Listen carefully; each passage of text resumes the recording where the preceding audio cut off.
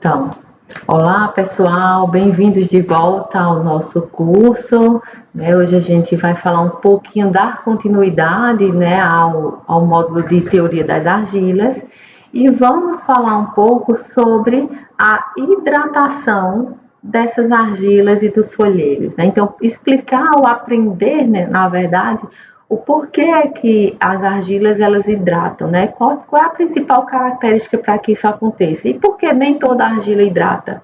Porque algumas hidratam e outras não. É a mesma coisa que acontece com os folheiros, até mesmo porque a gente sabe que os folheiros eles são constituídos, cerca de 75% constituídos por argilas. Então, isso faz com que os folheiros apresentem a característica de serem altamente reativos. Então, vamos entender um pouquinho sobre esse fenômeno, né, da hidratação, tá? Então, a primeira pergunta para esse tópico seria exatamente a seguinte: por que é que as bentonitas hidratam? A gente sabe que ela é formada por estruturas tetraédricas e octaédricas, né? São formadas por camadas tetraédricas e octaédricas, e dependendo do tipo do cátion que estiver presente entre essas camadas, elas podem hidratar ou não. E por que é que isso acontece? Então, antes de a gente poder responder essas perguntas, a gente precisa entender como a água ela é tão eficiente na dissolução dos sólidos iônicos, mesmo sem esses sólidos eles serem solúveis, né? A gente sabe que a argila ela não é solúvel na água. Então, por que a água ela é tão eficiente nessa dissolução? Então, por dois motivos, né? A primeira é que a água ela apresenta uma constante dielétrica elevada, no fator de 80, né? Então, o que isso quer dizer? É que duas cargas, elas tendem a apresentarem, né, uma força de atração na água cerca de 80 vezes menor do que no ar. Então, isso faz com que, dependendo dos íons que estejam presentes, se a força ela for suficiente para vencer ou para liberar esses íons do reticulado cristalino, eles seriam solvente, certo? Então, a constante dielétrica elevada, ela nos auxilia a compreender o porquê que a água ela é eficiente na dissolução. Além disso, associado a essa constante dielétrica, nós temos que as moléculas de água elas tendem a se combinar formando íons hidratados.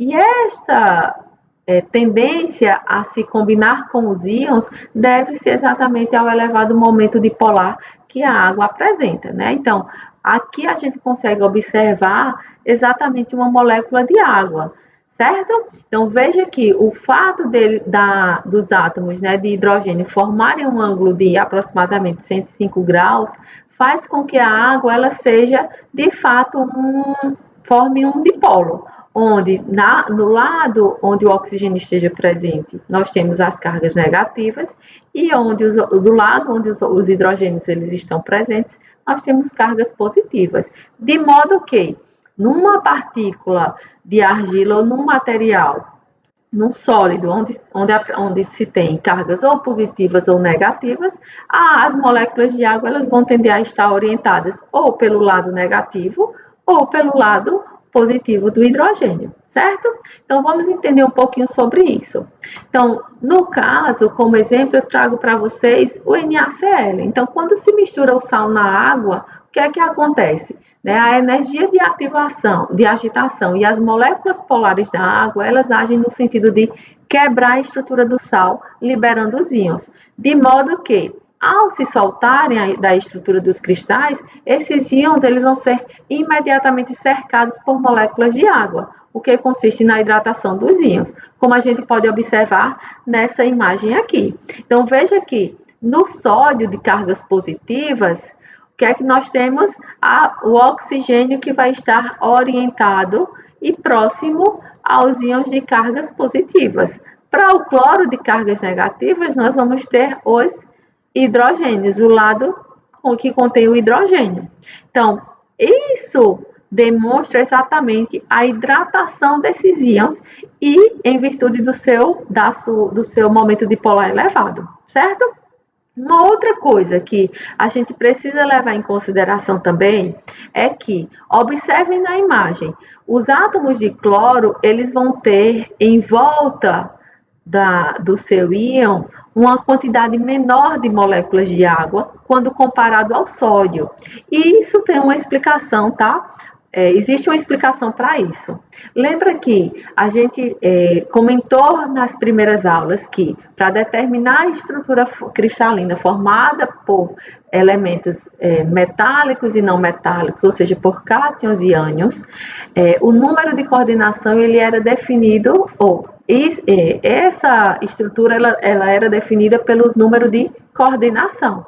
Então, quando a gente realiza a razão entre o raio do cátion pelo raio do ânion, que no caso seria o sódio Na+, e o oxigênio 2-, o valor encontrado ele vai se encontrar numa faixa em que o número de coordenação ele seria 12. Então, isso quer dizer que o sódio ele vai estar orientado a 12 moléculas de água, tá?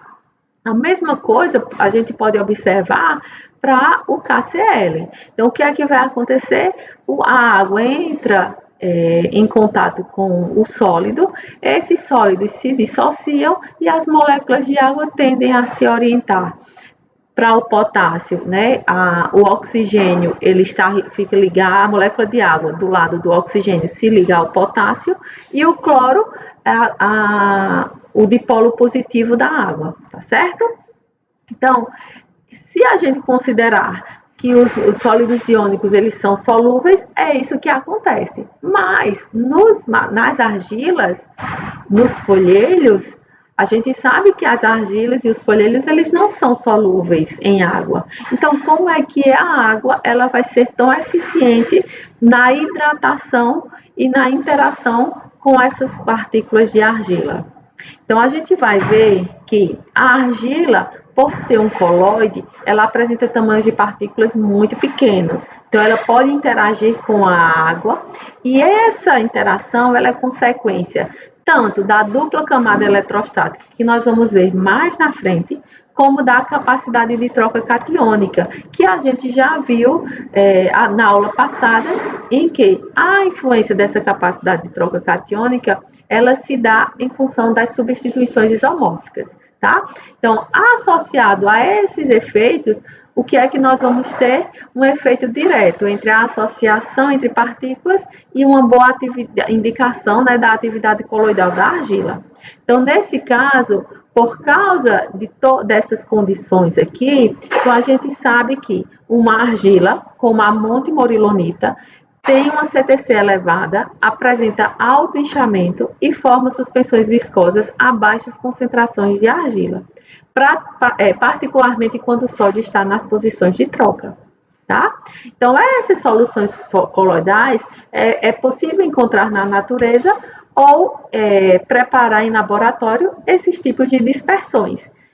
Quando eu falo de dispersões em sólidos, nós estamos indicando que o solvente ele é insolúvel, certo? Então, é possível encontrar na natureza ou preparar em laboratório dispersões de sólidos ou de líquidos que se mantêm estáveis durante um certo tempo, sem haver a separação espontânea da fase dispersa no solvente.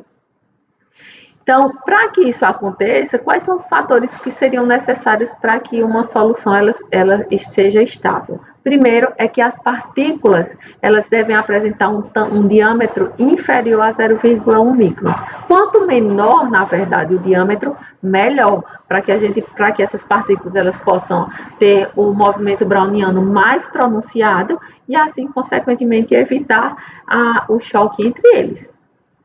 Tá?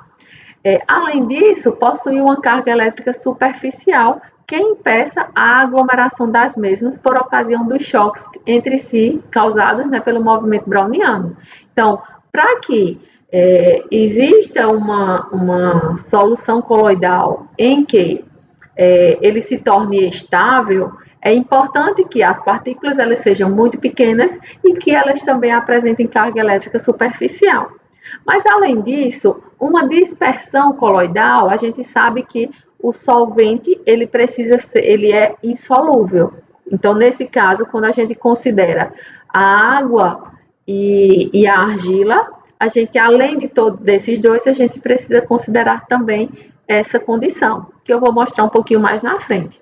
Mas, em termos de soluções coloidais, em termos de colóide, a classificação de um colóide é baseado na origem da carga estabilizadora, que eu acredito que vocês já viram. Então, existem os colóides liofílicos e os colóides liofóbicos.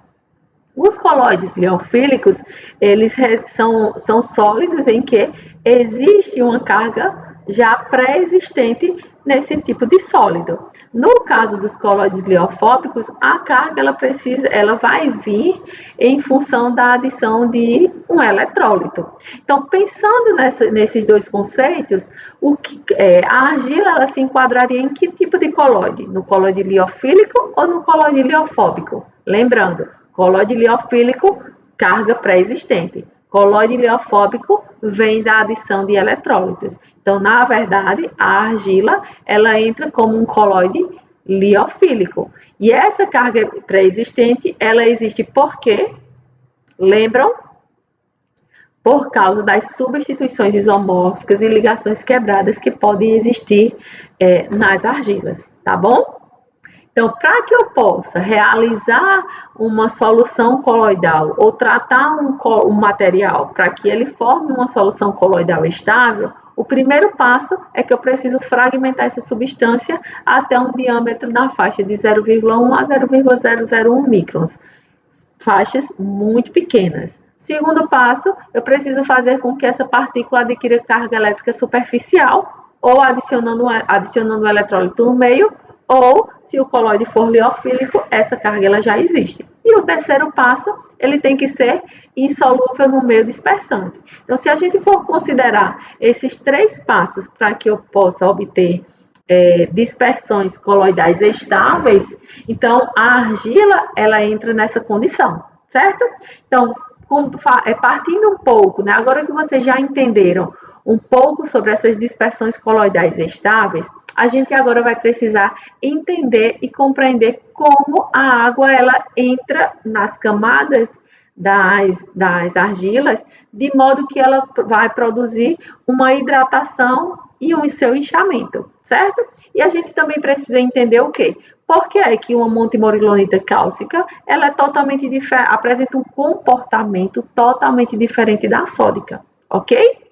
Veja aqui, pela imagem, uma montimorilonita de cálcio, que tem cálcio entre as suas camadas, o inchamento máximo é em torno de 17 angstrom.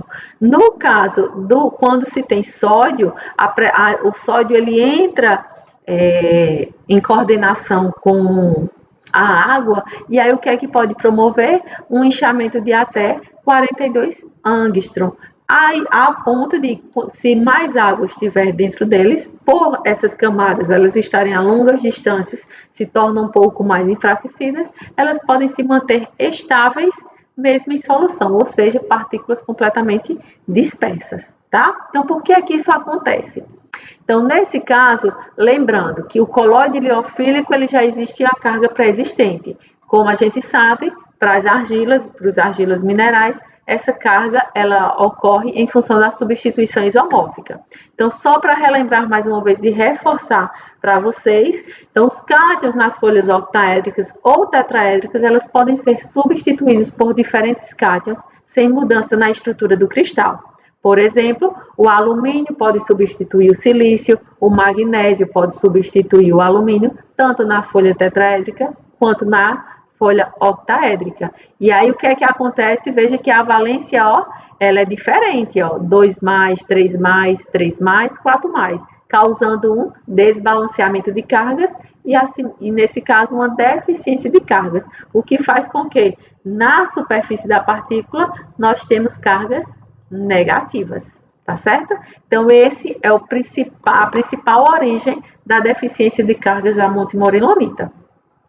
Além disso, as arestas, para que a gente possa fragmentar o material pelo processo de moagem, a gente viu que essas arestas quebradas, quando você vai moer uma argila, o que pode haver é o quê? Uma ruptura dessas ligações aqui.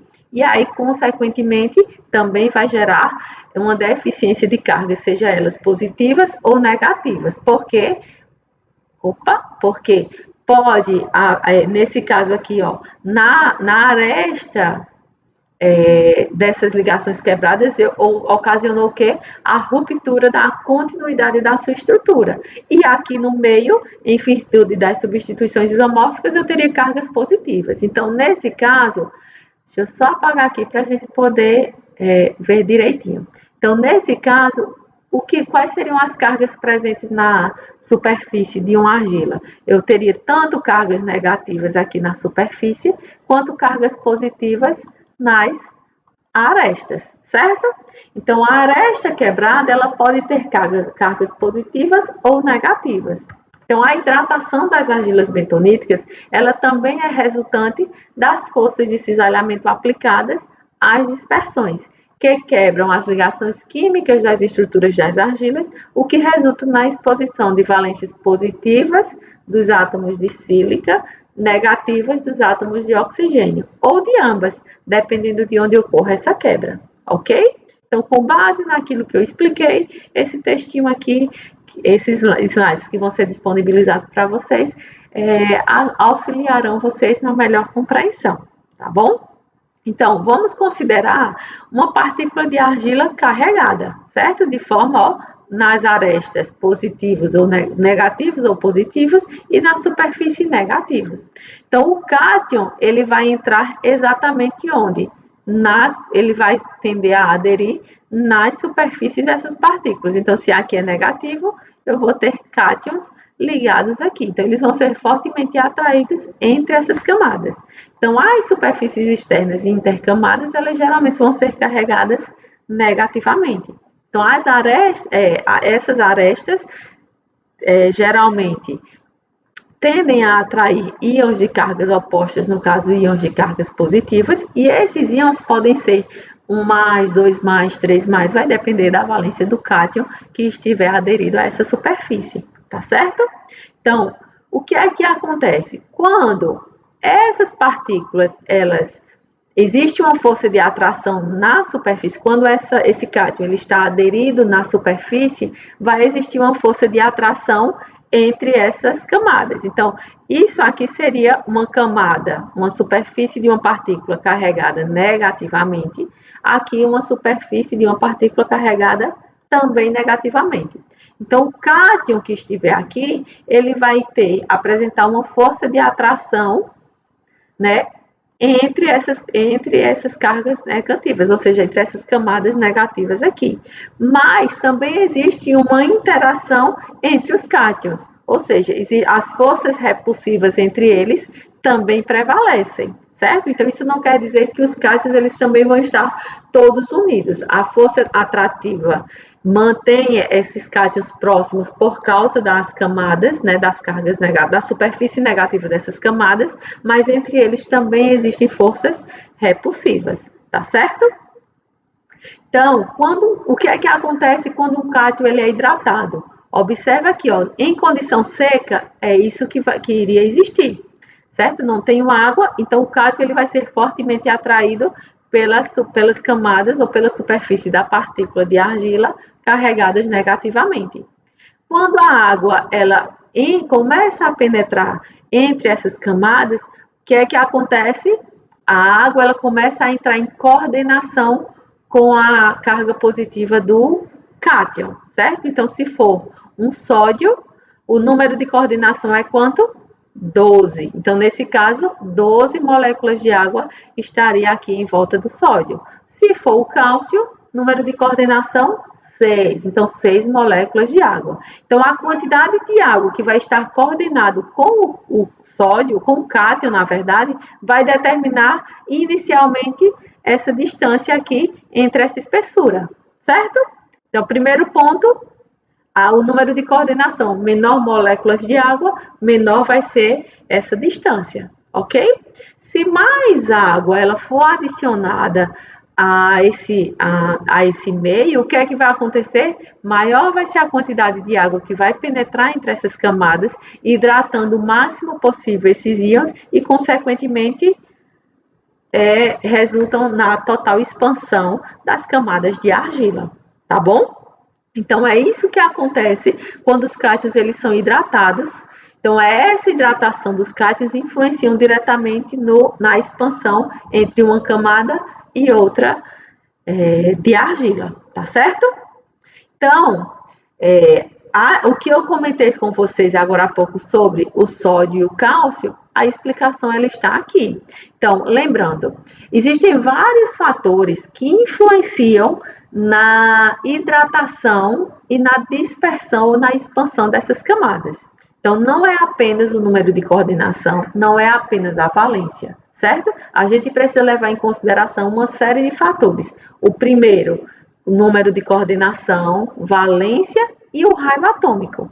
Então, a interação entre essas três condições é o que vai determinar se o cátion, se a argila, ela vai expandir muito ou pouco, ok? Então, se a gente for pensar na valência do cátion, o que é que acontece? A força de atração de um cátion que tem valência 2+, 3+, é uma força de atração muito maior, concordam? Então, a força de atração de cátions com valências divalentes ou trivalentes, ele vai promover uma maior força de atração entre essas camadas. No caso da valência 1+, como a do sódio, essa força atrativa ela é menor. Então, isso vai permitir com que maior quantidade de água ela penetre entre essas camadas e promova um maior espaçamento. Então, se a gente for pensar na valência, ok, aí considerando a valência associado ao número de coordenação 6 ou 12, concordam que o sódio, por ter uma maior quantidade de água hidratada e coordenado entre eles, se eu tenho uma quantidade de moléculas de água no correspondente a 12, então o que é que a gente entende? É que a orientação dessas moléculas ela é menos eficiente do que quando eu tenho um cálcio com uma alta força de atração e um menor número de moléculas em volta dele. Então aqui a água ela vai estar muito mais orientada. E aí, isso dificulta ainda mais o que? A distância entre a hidratação, né? Ou seja, a distância entre uma camada e outra, certo? Então, nesse caso, valência alta, maior força de atração, isso resultaria, nesse caso, numa menor distância ou no menor inchamento entre essas camadas. Associado à valência, ao número de coordenação nesse caso, né? Números de coordenações menores, as moléculas de água tendem a estar orientadas de forma mais eficiente, consequentemente, menor vai ser essa expansão, certo? Mas se a gente for pensar agora no raio desses cátions, por quê? O que é que a gente entende? É que se eu tenho um grande raio, um maior raio, isso quer dizer que menor seria a força de atração e maior seria o inchamento. Concordam? É como se fosse assim, Nesse caso, eu teria duas condições, Um raio pequeno, vou ter uma menor distância entre essas camadas. Um raio grande promoveria um maior espaçamento, certo? Teoricamente, é isso que a gente teria que levar em consideração. Mas vamos olhar essa tabela que mostra alguns raios não hidratados e hidratados de alguns íons, como lítio, sódio, potássio, magnésio, cálcio, enfim. Então, vou deixar em destaque o sódio e o potássio, o magnésio e o cálcio, que são os íons que nós viemos falando aqui frequentemente. Então, veja que o sódio e o potássio têm um raio maior do que o magnésio e o cálcio, certo? Então, se o raio ele é maior, então o que é que aconteceria? O que é que acontece se ele é não hidratado? A distância entre essas camadas, elas vão ser intrinsecamente maior. Mas quando eles estão em contato com a água, o que é que acontece? O raio hidratado agora, ele passa a ser menor. Então, se o raio hidratado ele é menor, então maior vai ser a força de atração entre essas partículas e, consequentemente, menor seria o inchamento. Mas é isso que eu acabei de explicar para vocês nesse slide aqui? Não, né? Então, aqui a gente vê o quê? Que o magnésio e o cálcio, eles vão apresentar maior raio hidratado. Então, se a gente for pensar apenas em raio hidratado, menor seria a força de atração, porque ele vai estar numa maior distância entre essas camadas. E aí, nesse caso, maior seria o inchamento.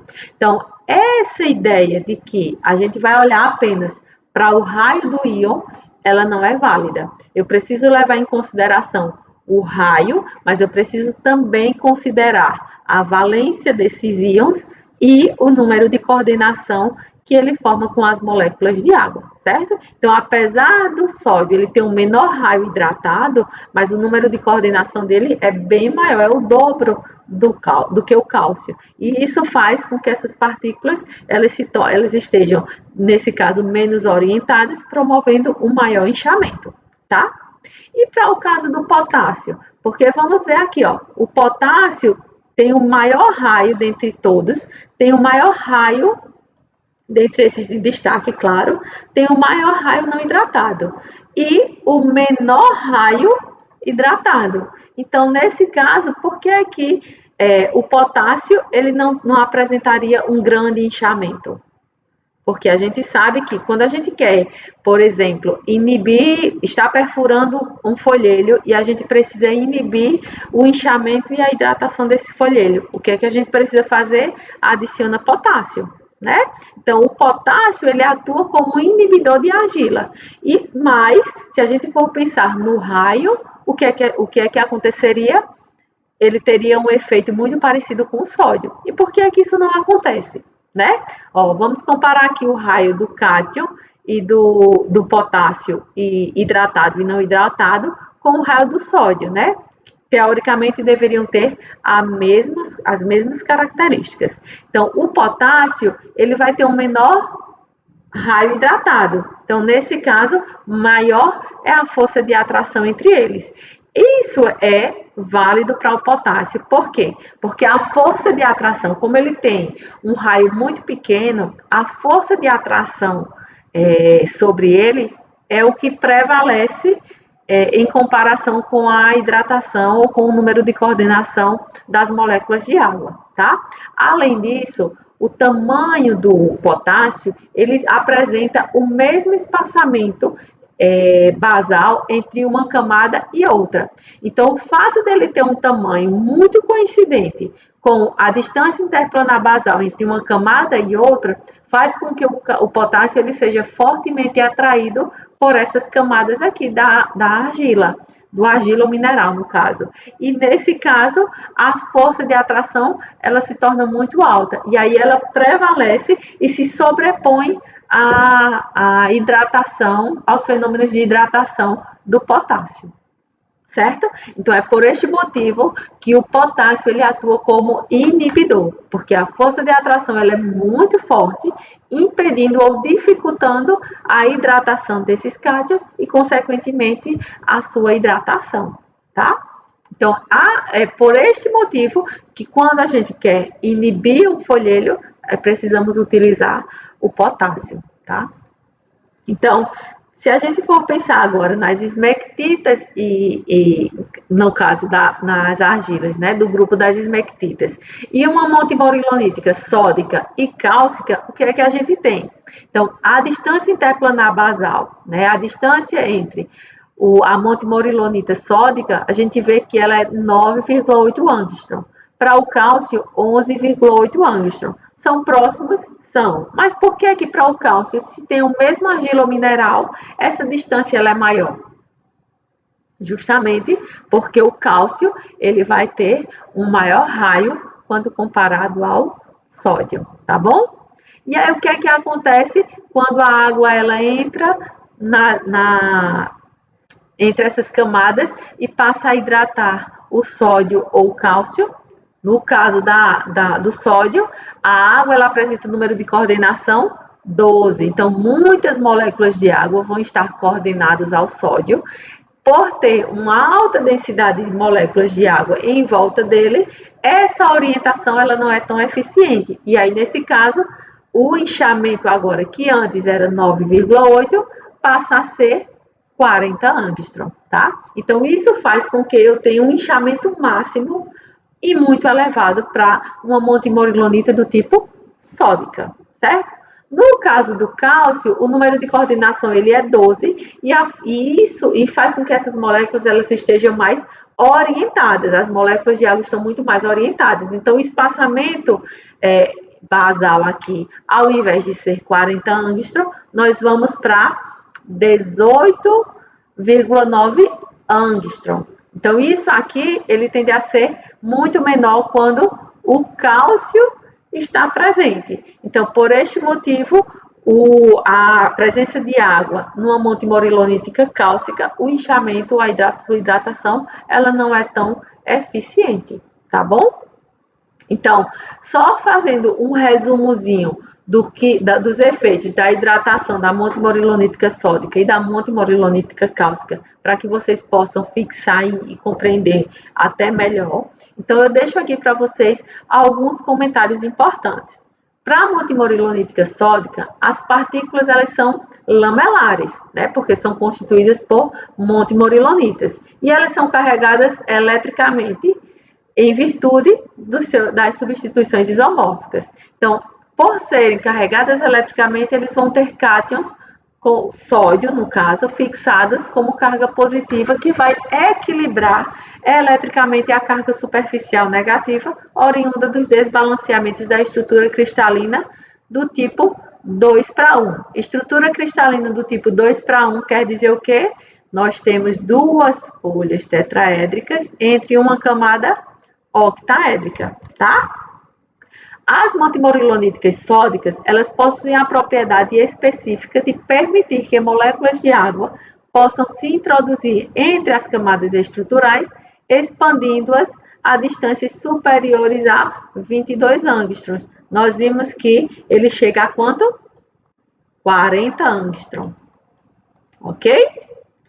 Quando expostas, né, à umidade atmosférica, as bentoníticas sódicas absorvem água apenas o correspondente para garantir uma camada monomolecular de água em torno de cada partícula. No entanto, em meio aquoso, ela absorve continuamente várias moléculas de água, inchando e aumentando seu volume, né? A menos que fique confinada num espaço limitado ou que a quantidade de água disponível ela seja insuficiente. Então, quando as distâncias interplanares elas são superiores a 40 angstrom, o que é que acontece? As interações eletrostáticas entre o sódio e as camadas estruturais elas acabam por estarem enfraquecidas, justamente porque eles vão estar a longas distâncias, tá? Então, o fato dessas interações eletrostáticas estarem enfraquecidas, isso permite que, com a constante consumo de água ou inserção, né, de água no meio, maior vai ser essa hidratação, maior vai ser o que nós chamamos de desfolhamento individualizado das partículas de água, ou seja, as partículas elas passam a estarem totalmente dispersas uma das outras, e aí elas são consideradas como uma única partícula. Então, ó, e essa imagem daqui de baixo é como se fosse uma partícula de argila, ok? Mas, no momento em que a água ela começa a penetrar aqui e eu tenho grandes distâncias interplanares, como nós chegamos a ver que para a montimorilolítica sódica ela chega a 40 graus, se mais água for adicionada, o que é que vai acontecer? Eu vou considerar isso aqui como sendo uma partícula só, essa aqui é uma outra partícula e essa é uma outra partícula. De modo que numa solução, as partículas elas vão estar totalmente dispersas e não tem interação uma com a outra, certo? Então, quando expostas, no caso agora a gente vai falar um pouco sobre a montimorilolítica cálcica. Então, quando expostas à umidade atmosférica, o que é que acontece? As bentonitas elas também vão absorver água, numa quantidade correspondente a 3 camadas moleculares, ou numa quantidade muito mais baixa. Em meio aquoso, essa absorção ela aumenta, mas ela não aumenta com tanta... eles não aumentam como aumenta na montimorilolita sódica, certo? Porque se eles adsorvem 3 camadas moleculares, o que é que acontece? Em virtude do seu número de coordenação limitado, essa adsorção, depois que ela atinge o seu limite máximo, ela não vai mais ocorrer. Então, em meio aquoso, até pode haver alguma interação, mas uma interação muito pequena, em virtude do seu número de coordenação máximo, que o cálcio forma com a água, tá? Então, esse inchamento, ele é relativamente pequeno e as partículas se depositam rapidamente quando estão em suspensões aquosas. Por quê? O que é que acontece numa suspensão aquosa? Como as partículas elas não vão estar a grandes distâncias, o que vai acontecer é que isso aqui ele é considerado como sendo uma partícula única. E aí, nesse caso, se ele é uma partícula única, um tamanho maior, o efeito a sedimentação ele vai ser inerente e vai acabar ocorrendo, de modo que as partículas elas passam a estar depositadas no fundo do recipiente, de modo que a condição de total dispersão, como nas sódicas, não acontece. Tranquilo? Então, as camadas sucessivas do tipo 2:1 estão ligadas eletrostaticamente e de forma muito frouxa entre si.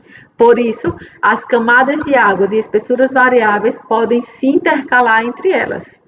Quando o argila mineral montemorilonítico anidro são colocados em água ou em ambientes úmidos, os cátions fixados eles se hidratam. A água entra entre essas camadas e o espaçamento basal ele aumenta.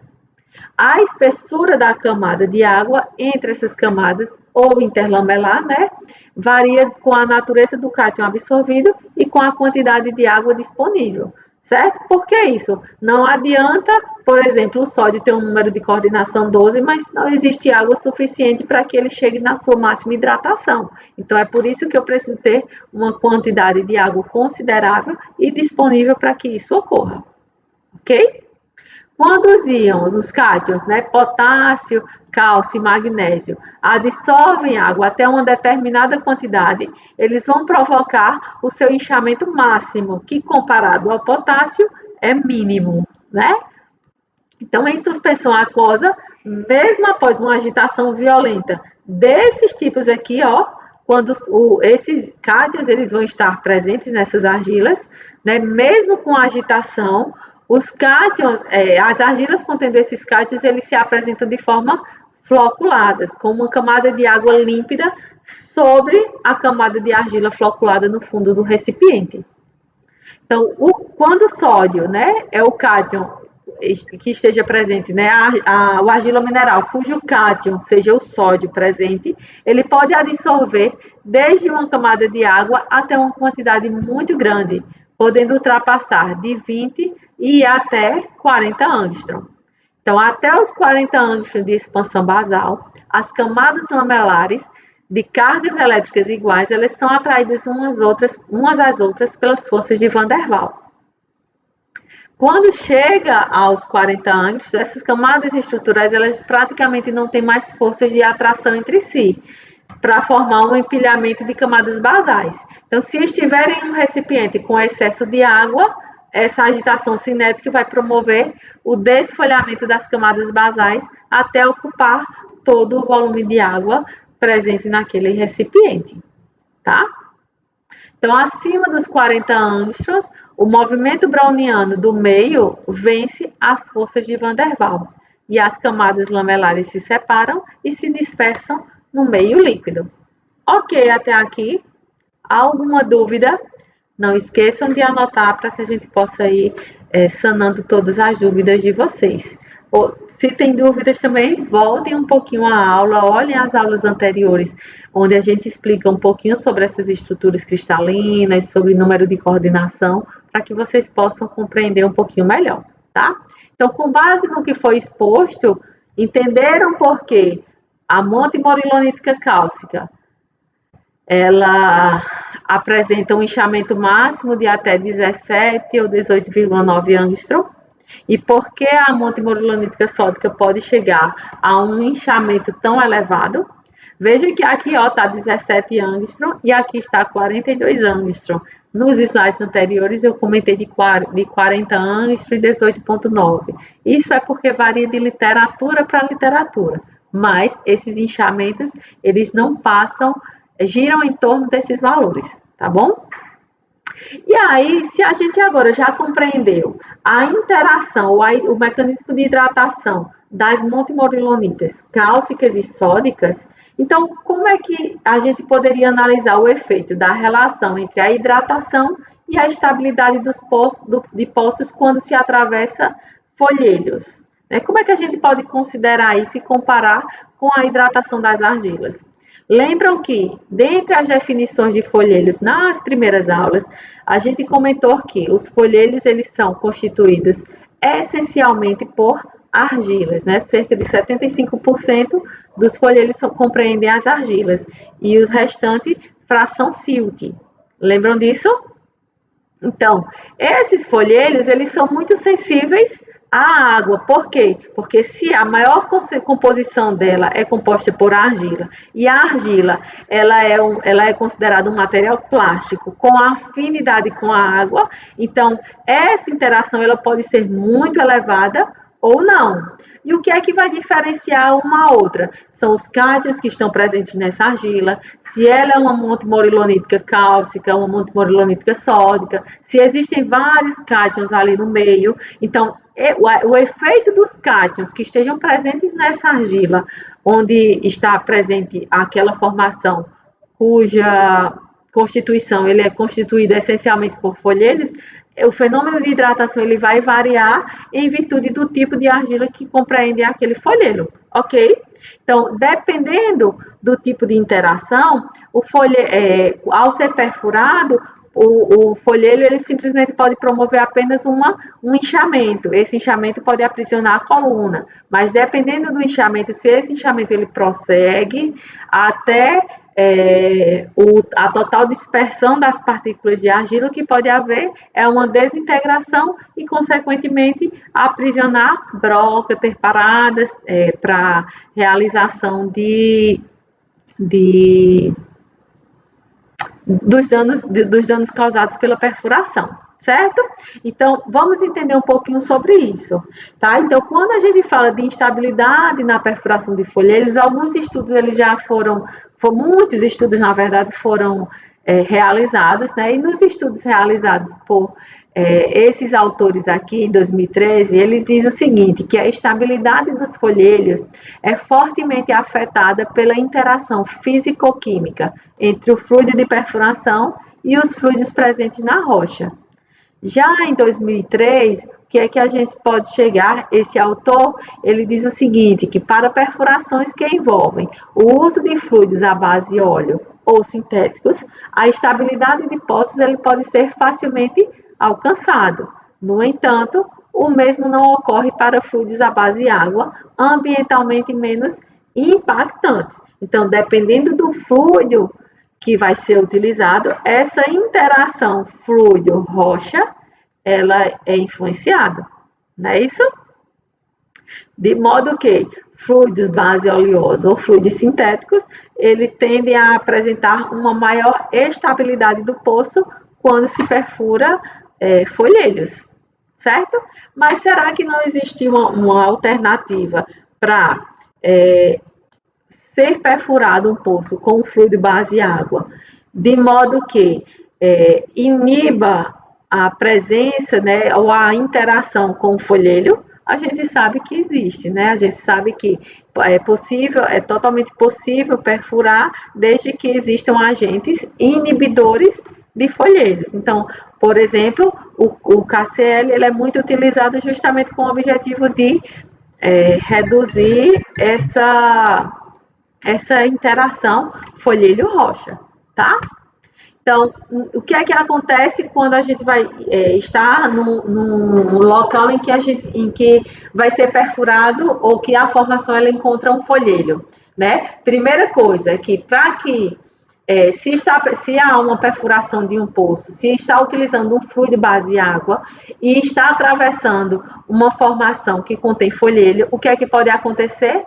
Tanto a água quanto os íons, né? A gente sabe que quando o filtrado ele penetra na formação, ele não carrega apenas a água, ele carrega partículas muito finas, íons estão em solução. Então, esses íons e a água, ela pode entrar e interagir com a formação, com os folheiros. Então, inicialmente, as camadas das argilas, ó, elas vão estar bem próximas uma das outras, como a gente observa aqui, ó, nessa imagenzinha ao lado, certo? Quando a filtração ela prossegue e a perfuração ela continua, o que pode acontecer é que mais camadas de água, ó, começam a penetrar entre os folheiros, certo? Esses folheiros, dependendo do tipo de cátions que estiverem presentes aqui, essa hidratação ela pode ser maior ou menor. Se essa hidratação ela for muito pequena, o que é que vai acontecer? Apenas um inchamento, uma redução aqui, ó, no diâmetro do poço. Pode comprometer, obviamente, a perfuração? Pode, certo? Mas, se essa interação ela aumenta, a instabilidade dessas formações aqui, ó, ela tende a ser, essa rocha aqui, esses folheiros, eles se tornam muito mais instáveis, porque antes, ó, eu tinha apenas uma camada de água. À medida em que eu vou aumentando a interação, eu vou aumentando a quantidade de camadas de água aqui entre eles, promovendo o quê? O aumento da hidratação, o aumento da distância interplanar basal e, consequentemente, um aumento dessa instabilidade. Esse aumento de instabilidade pode causar um desmoronamento, né, uma desintegração da rocha e, consequentemente, o desmoronamento. Então, essa aqui é a condição que nós não queremos de forma alguma, não é isso? Então, a gente não quer, isso aqui é um fenômeno totalmente indesejável, porque ele vai aprisionar tanto coluna quanto broca. Então, o objetivo é evitar o inchamento e a sua desintegração, ou seja, evitar que essas rochas elas se tornem instáveis, certo? Então, como a gente consegue? Adicionando cátions, adicionando meios que impeçam ou que inibam esse inchamento, sejam eles por íons, como o potássio, por exemplo, ou outros íons que não tenham a interação que o sódio, por exemplo, ele apresente, tá ok? Então, falando um pouco sobre a desintegração e o inchamento, né, esse autor ele revela o seguinte, que um folheiro com alto teor de argilas minerais do tipo esmectita, que possui elevado grau de inchamento, irá tipicamente ter uma maior instabilidade da água que folheiros com alto teor de argilas minerais do tipo ilita, que não possui um inchamento associado. Então, entendam que está perfurando o poço, encontrou um folheiro, não necessariamente ele vai inchar e desintegrar, certo? Vai depender das características do folheiro. Tem folheiros que têm maior inchamento, tem outros folheiros que não têm um inchamento tão elevado. Mas por ter argila e a argila ela ser plástica, há uma interação com o meio aquoso. Isso é fato, mas essa interação ela pode não chegar à desintegração, ao total desintegração da formação, tá certo? Então, esse outro autor, ele diz o seguinte, ó, que o inchamento de argilas minerais atuam como uma força de tração no interior do folheiro, provocando a separação das camadas de argila e o fragilizando, promovendo assim a sua desintegração. Então, dependendo do tipo de folheiro, do que está presente lá, dos íons que estejam presentes, do tipo de argila que esteja presente nesse folheiro, isso pode acontecer, a sua total desintegração, certo? Então, é por isso que é importante conhecer de forma muito profunda a formação em que está sendo perfurada, certo? Então, como exercício, para o final dessa aula, eu vou deixar para que vocês pensem. Em próxima aula, a gente até pode comentar um pouco sobre isso. Mas a resposta está com base nas aulas anteriores, né? Na aula passada, a gente viu sobre composição química, mineralógica, granulometria, MEV, microscopia eletrônica, a gente viu um pouquinho sobre isso, tá? E considerando o que nós vimos agora sobre os fenômenos de inchamento, então nós podemos fazer uma correlação entre o mecanismo de inchamento e as características de uma argila, certo? Ou das argilas que compreendem um dado folhelho. Então, considerem que um folhelho que o folhelho que vai ser perfurado foi realizado uma análise nesse folhelho, né, uma caracterização, e foram observados o seguinte, né? Então, considerem os dados de composição química e mineralógica, bem como os dados granulométricos que são apresentados por essas duas argilas, as amostras A e B, certo? E aí, com base nesses dados, eu quero que vocês me expliquem o porquê, qual seria o inchamento esperado para cada argila. Pode ser assim? Vamos deixar isso como um exercíciozinho para que vocês possam pensar um pouquinho, refletir um pouquinho sobre isso. Na próxima aula a gente comenta, ok? Dica: observe a quantidade dos óxidos presentes, mas lembrem que a composição química, ela não é apenas não é a composição química que vai determinar, de fato, se a argila ela vai inchar ou não. Só isso não é o suficiente. A gente precisa de outros dados, como composição mineralógica e dados granulométricos. Então, com base nisso, com base no que vocês já viram, qual seria a amostra que vai inchar mais, ter maior inchamento? E por quê? Ok? Então, deixo esse exercíciozinho para que vocês possam pensar um pouquinho. Até a próxima aula, ok? Tchau, tchau, pessoal!